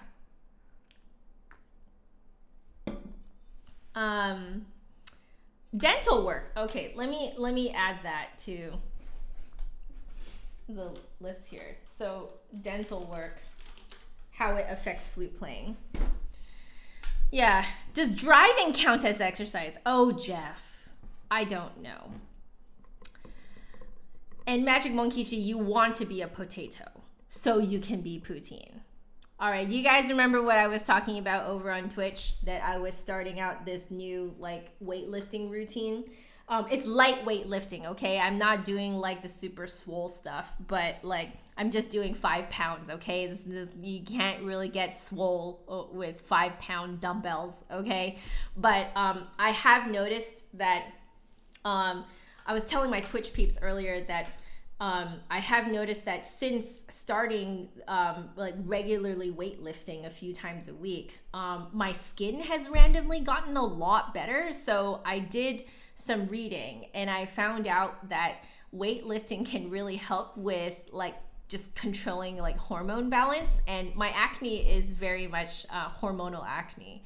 So I was just like, oh man, guys, like I randomly discovered this. And the greatest part about weightlifting, okay, this is kind of a side note, is that you do one set and then you just wait around a little bit, you know, because you have to rest between sets. So currently the routine I'm doing right now is very, very lax. It's like 3 sets of 10 reps for a specific exercise, and between each set is a whole minute of resting. So you're just doing something 10 times and then you're just like waiting around for like a minute. So it's the greatest time to catch up on YouTube videos and whatever, and it's actually legit a great time to chill. Like I'm starting to understand why some people are gym rats, like why they go to the gym, because you do a set, right? You know, and then you're just waiting around. Like it's great. Like I feel like half of my workout is just waiting around. So it's not as crazy, and it's not as like, you know, breakneck as a lot of people think it is. Like weightlifting to me is a very relaxing type of exercise, but it has great effects on you. So yeah, I don't know. I was telling my Twitch peeps that, you know, doing a bit of weightlifting, like on top of the act of weightlifting being pretty a relaxed form of exercise, it helps me feel like a guilt-free potato in the evening when I want to play Final Fantasy VII, which, by the way, I beat Chapter 4 on hard mode last night. Yeah, making it through hard mode, little bits at a time. You definitely have to think a little bit harder. You can't just bash things and tank missiles, basically, like I did in normal mode. But anyway, that's besides the point. So yeah, I want to be a guilt-free potato in the evening. So, you know, you do a little bit of weightlifting for 20 to 30 minutes and you know, and half that time you're just, you know, hanging around anyway, not doing anything. So yeah, helps me definitely feel like a guilt-free potato. Yeah. skateboarding, I could see how that would definitely, like, that 100% gets you moving. 100%. Like, also, I have a huge appreciation for really good skateboarders. My goodness. Athletes, yo. Thank you, Magic Monkey. Magic Monkey, you're on chapter 7 on Charles of Mana. Hard mode. Yeah, we're making it through. Hey, Jay Cortez, how are you? Okay, so I really should move on to the next question, though. So the next question here is choosing repertoire. Like, what kind of repertoire do I recommend for auditions, competitions, stuff like that? Okay, so here's the thing. You need to kind of look at what the requirements tell you, okay? Because the requirements are going to say something along the lines of, like, maybe they want a certain era, maybe they want a certain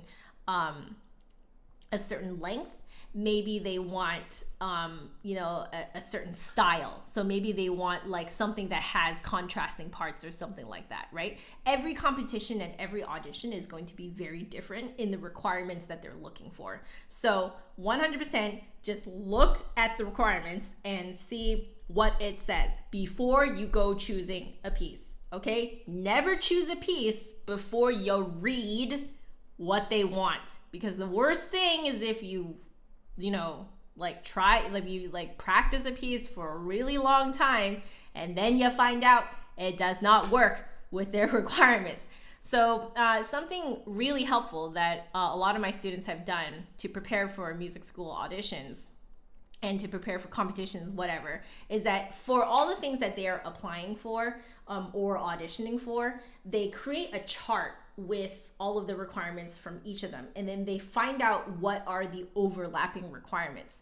Chances are you can find a few pieces that will overlap the requirements for more than one audition or more than one, like, competition or something like that, right?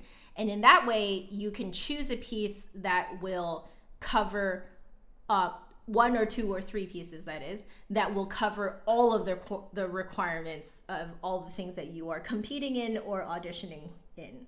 So that is the most effective, efficient way of doing it. So it's not so much like, what do I, recommend? Like, obviously the most famous ones would be, you can do the Mozart concertos, Mozart concerto D and G. Those ones are asked for all the time. Any of the French composer pieces, especially the ones that come out of the flute music by French composers book. I believe it's this one.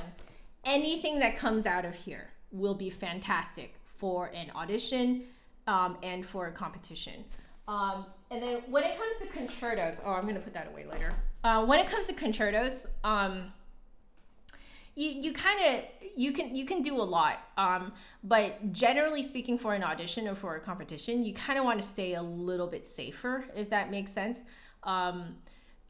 Safer as in nothing too weird sounding, if that makes sense. So, for example, I would not take the Golden Flute Concerto in for a competition. I would not do that, but I would do that for a recital, or I would do that for just a performance, right? Because there are pieces that I feel that lend themselves really nicely as competition material, and others that lend themselves nicely as performance material. So, when I say something is safe, I mean something that, kind of has, doesn't have as much, extended technique. It can be crazy though. Like, the Lieberman is crazy, the Ibert is crazy. They're crazy, but they don't use, like, the really out there, effects, key slaps, singing into the flute, or purposefully, purposeful pitch bends and stuff like that. So you want something that, like, is safe. It like that sounds a little safer, but can be like technically very crazy. Yeah. So, yeah.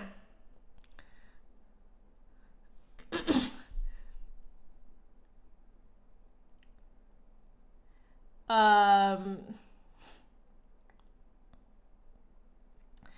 have I thought of learning personal training? Free weights. I mean, that's basically what I'm doing right now. Yeah. So, yeah, so there's a lot on my mind right now that is not flute related. So, there's a lot happening, but that's all behind the scenes. So I'm fine though. Don't worry about it. There's just a lot on my mind. But yeah, so choosing repertoire, that's the best advice that I can give, is that stick with safer pieces that have, recognizable meters, generally are diatonic. Don't use crazy out there extended technique. It can have a little bit of it. That like if it has just like a tiny bit, like 1 or 2 spots where you do a little bit of flutter or something like that, it's very, very impressive. But like if the whole thing is like key slaps, just like going crazy on it, then people start to wonder if you can play regular flute, if that makes sense. So yeah, that's what I would say. You think I would be a great personal trainer? Wow. Thank you. That's a huge compliment.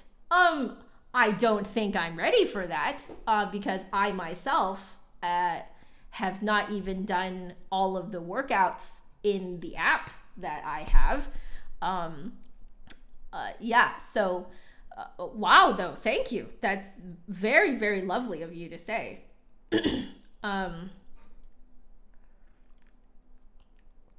Oriana, your cheeseburger came without cheese? Oh man, but it ain't a cheeseburger then. It's just a regular burger. That's disappointing.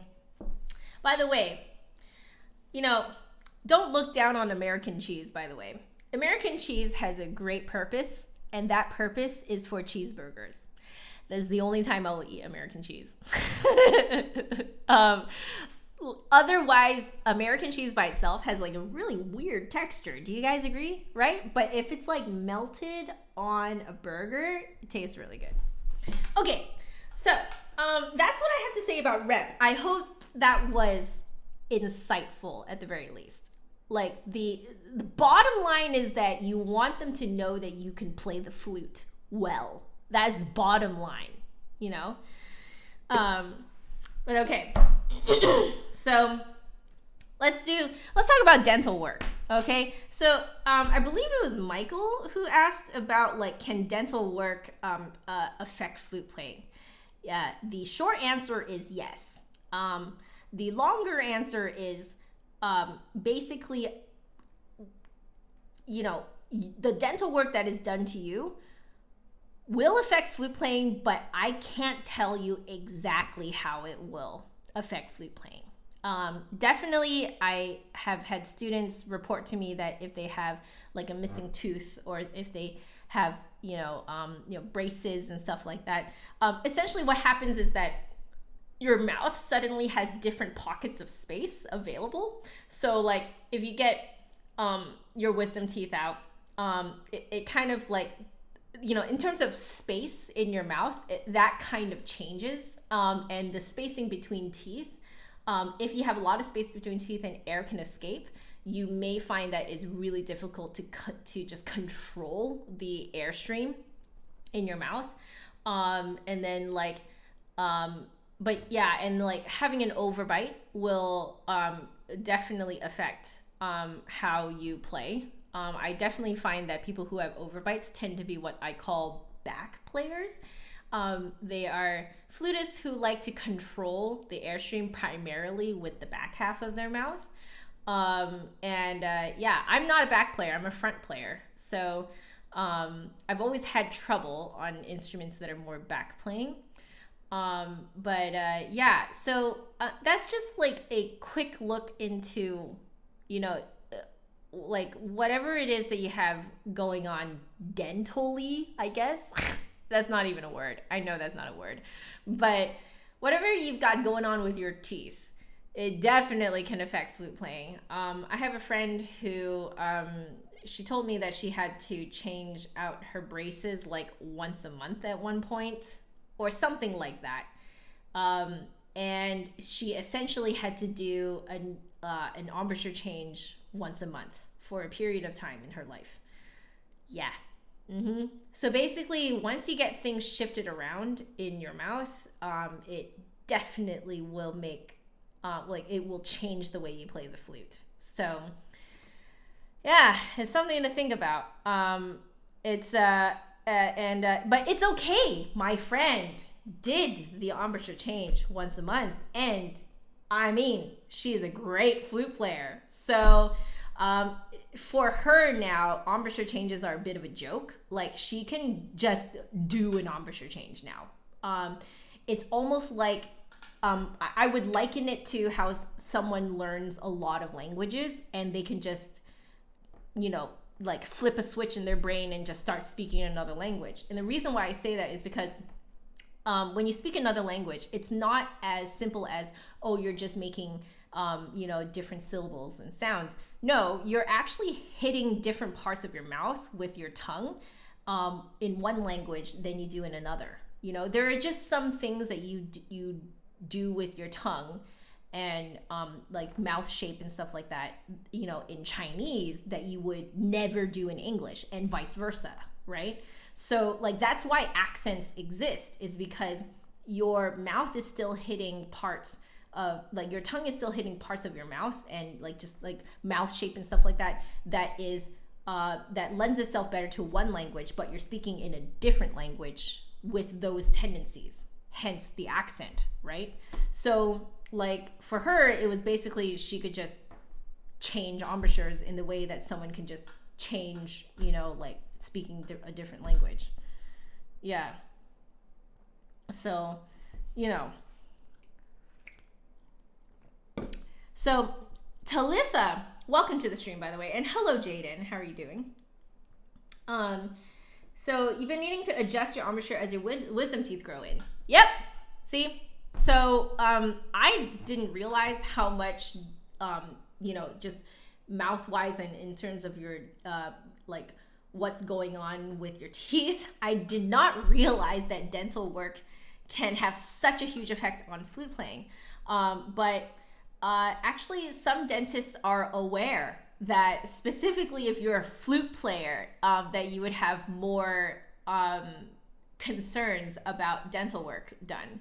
So if you are getting dental work done, I highly recommend that you guys tell your dentist that you're a flute player, because some dentists know about like how they have to be careful, in your mouth. I have heard that there is a certain nerve that can be accidentally cut when you get your wisdom teeth taken out, if they're not careful, and that can render you unable to play the flute. So I've heard of that, but take it from me as a hearsay. Okay, it's not. It's just it's a story that I heard when I was younger, and so. Yeah, real sad, but basically, my family and I explained this to my dentist when I was getting my wisdom teeth taken out, and so I ended up being awake for my entire wisdom teeth removal for all 4 teeth in one session. He let me put on a movie, and he just happened to have The Lion, the Witch, and the Wardrobe, which I love. I love that movie, and so I watched from the beginning all the way up until the battle towards the end. And at the most intense part of the battle, the dentist told me to push against him to remove the tooth. Like, I think he was, like, technically speaking, I think what he was doing was breaking the tooth and then taking it out shard by shard. I know that sounds horrific, but just so you know, I couldn't really feel any pain or anything because this whole area back here was just fully numbed. So I couldn't feel any pain. I could only feel pressure, if that makes sense. It's like someone was going like this, you know? So there's no pain, but how long did it take? However long it is from the beginning of The Lion, the Witch, and the Wardrobe to the battle. Like, I think we were done right when the battle ended. So I don't know how long that is. Maybe 2 hours? Something like that? Yeah. Oh man, Jade, I have had so many experiences with a pimple on my lip and then you couldn't play the flute. Oh my goodness. Yeah, and the lip plate crushing it. Oh, I feel you so hard because I still suffer from acne. It doesn't matter that I'm totally not 27 years old, but like, you know, it doesn't matter that I'm older, you know? I still deal with acne and just, yeah. Women be strong. You teared up from a hangnail. Well, I don't know. There's some things that I've done in my life where I look back and I'm like, how did I go through that without absolutely freaking out? It's because especially now that I say it out loud that I was awake for my entire wisdom teeth removal. It's crazy. It's crazy. So typically, David, when you get a pimple on your lip, it's not on your lip, it's right under. So it's like, it's on the skin that's right under the edge of your lips, right there. And I've had that so many times. It's just unbelievable. Oh, it is so, like, you can't nestle the lip plate in a way that is comfortable. It just is not. It's like this sharp pain right there constantly as you're playing. It's awful. It's absolutely terrible. And it has to be right where you put the lip plate against your lip. It's awful. Ugh. You know, Melanie, we all have to take out our wisdom teeth at, you know, inconvenient times. I don't for a second believe that there is truly a convenient time to take out your wisdom teeth. There just isn't. That's just not how life is. No one wants to go through day to day for 2 to 4 weeks or 2 to 6 weeks, depending on how long it takes for you to recover. You know, like eating slushies and having soft food all day, every day, you know? Like, it's inconvenient. Even if you're on lockdown, you know, shelter in place, you have to make the grub for yourself to eat. It is not convenient, you know? So, yeah, there truly isn't a convenient time to get your wisdom teeth out. It just, there isn't. You just kind of have to, like, ride it out and understand that, you know, a month out from after you've recovered, even actually just a day or two after you've recovered and you return back to kind of normal life, your brain doesn't really dwell on the experience. I mean, unless you had a really traumatic one, which you should probably go see a mental health professional to help you through that if you had a truly traumatic experience. But if you had a good experience where the surgeon was, professional and, you know, you had everything done the right way, then usually the moment you recover, you know, your brain is back to worrying about other things, you know, and not about the fact that, you know, you missed out on real food and playing the flute for like a month, you know? Your brain just doesn't think about that anymore, you know? It's just one of the things that you have to keep in mind, that there are a lot of things that will feel inconvenient. So for example, like not having my new head joint with me right now, you know, and not having my Brandon with me right now. Sure, it feels really inconvenient. But the thing is, there's no other time that is going to be like less less inconvenient, right? To send in my flute. There isn't. That's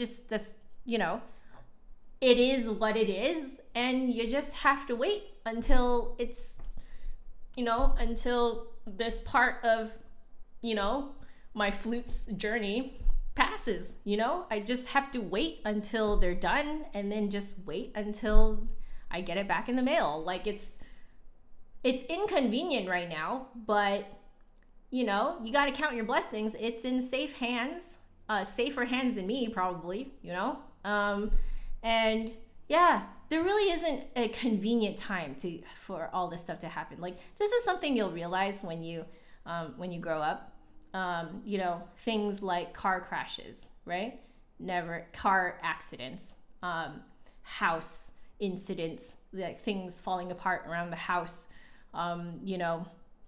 random things happening, like that you just don't have control over. They never happen at convenient times. Never, but the sign that you're a grown-up is when you look at it and you go, okay, I will just deal with it, and it's okay. This too shall pass. If you have that attitude, then you've grown up. You don't feel like a grown-up, but you've grown up. If you can look at something that is incredibly inconvenient and just be like, you know what, it's okay. I will just go through the steps that I need to figure out how to deal with it, and move on. If you can do that, you've grown up. Yeah.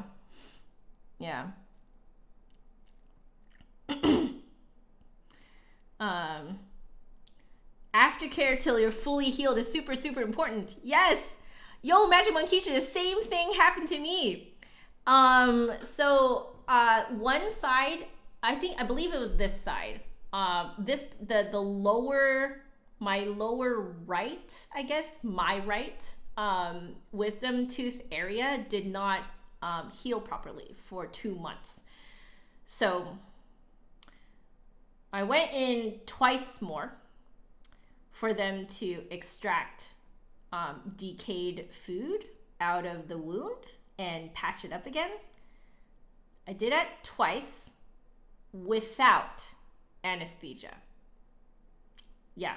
So I basically had 2 mini surgeries without anesthesia. And there was a very specific reason why they could not use anesthesia. And it was because they had to make sure that when they were cutting things open and pulling things out, that they did not cut a very important nerve. So yeah, that was actually far more painful than the actual removal of all 4 teeth. So you can play with the front and the back of your mouth, but you can't use the middle. I'm confused too. I don't know. I think you're gonna need to just kind of sit with it a little bit longer, I think, and feel it out a little bit more. It could be that you're dealing with what I call the gray zone, which is that you have to imagine, like the airstream sitting in a specific part of your mouth that does not touch the bottom of your mouth, the top of your mouth, the front of your mouth, or the back of the mouth. It's just kind of like in the gray zone middle area. I do find that on some flutes I have to do that, which is a little bit uncomfortable, but if you can just kind of pinpoint exactly where in no man's land you have to kind of like have your airstream sit, then it'll come out. But it takes a huge leap of faith. Ooh, guys, I just took a look at the time, and we actually got through all 4 questions that I have here. So I'm so sorry if I missed one of your questions. Please hang on to it and ask me again the next time around. I'm trying to look at you guys at the camera and talk to you guys more this way, because I was looking at some of my other streams and I felt like it wasn't as personable as I wanted them to be. So I'm trying to be a little bit more disciplined to actually look at you guys, look at the camera while I'm talking, which means, of course, that I will miss some of the chat. So I'm experimenting, and I hope you guys can put up with that. But I'm gonna go now. I'm gonna go and set everything up for Twitch. So I'll show up on Twitch really, really soon. I think I will see if I can finish this. If I can't finish this, I think I will use the first bit of the practice session to finish my tea. I'll go rinse out my mouth, and then we will start practicing. Okay? So I love you guys so much. You guys are so sweet. If you would like, please join me over on Twitch very, very soon. Until the next time I see you guys, please stay happy, healthy, and safe. All right? These are very strange times that we are living in. So the most important is to stay happy, healthy, and safe. Okay? I love y'all very much. See you next time, guys.